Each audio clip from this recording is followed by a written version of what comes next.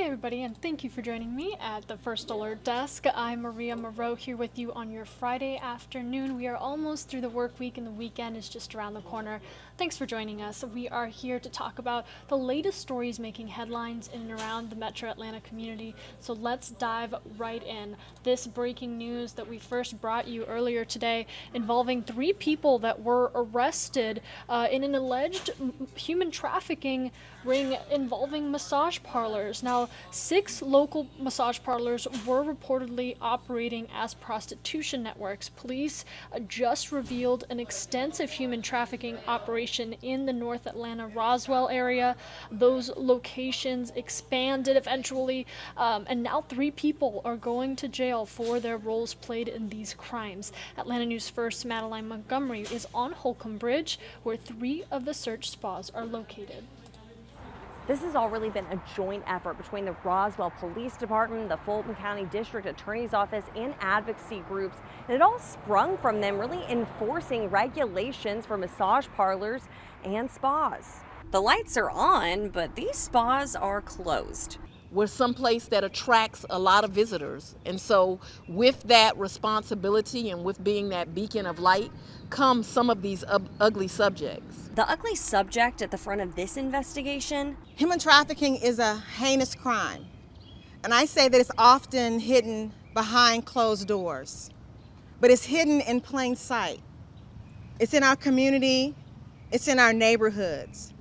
It's behind the doors of what appears to be legitimate business. Those businesses are these massage parlors that are closed for the foreseeable future. It's thanks to a 2022 Roswell City ordinance that undercover officers realized something criminal was happening at these spas. Detectives began to increasingly notice connections between several spa locations engaging in criminal activity and their associated leadership. Roswell police served search and arrest warrants at 10 different locations throughout Roswell, Sandy Springs, Johns Creek, and Atlanta. Now these 3 are behind bars. This is not the city or the place or the county for this to occur. As for the 20 victims of trafficking, police, the district attorney's office, and advocacy groups like Out of the Darkness are working together to get them in better situations. We made sure that prior to doing this, not knowing how many women or victims we would encounter, that we had someplace for them to go. And so we've been able to make sure that right now they do have housing, that they are being taken care of, that they're safe. Roswell police believe that more arrests are going to be made in this case. Reporting in Roswell, I'm Madeline Montgomery, Atlanta News First.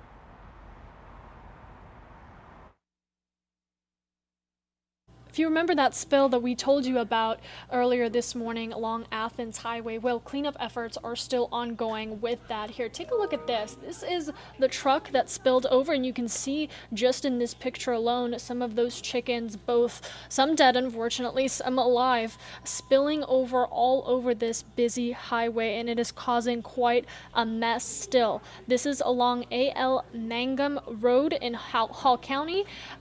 Again, according to officials, an overturned chicken truck spilled these live and dead chickens across the roadway, blocking all lanes of traffic. And crews have been cleaning up this mess really for hours, and those efforts remain ongoing. The sheriff's office says it's expected to be a lengthy process just because of the size and the amount of content that this truck was carrying. Deputies remain on scene, and they are diverting traffic. All right, and I want to show you this man right here who was among Georgia's most wanted, at least out of the county, Clayton County. Now he is behind bars. His name is Akiri Nichols. Police say last week they found a car in flames with a body inside of the trunk.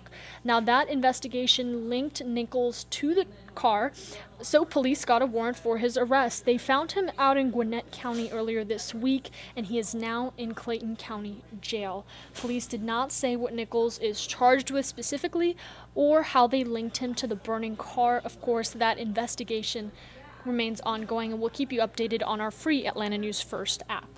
All right, and I want to talk about a great opportunity if you are a streamer, if you're watching us on Atlanta News First Plus on Roku, Apple, Amazon Fire.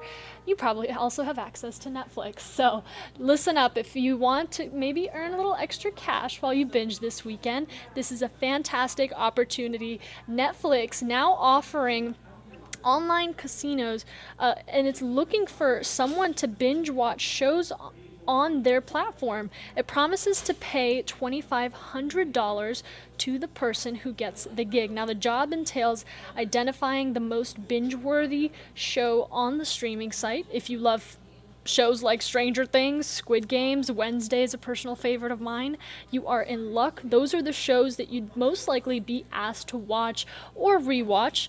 Applications for this opportunity have to be in by Monday, September 25th, and we actually do have a link to that application on our website, atlantanewsfirst.com.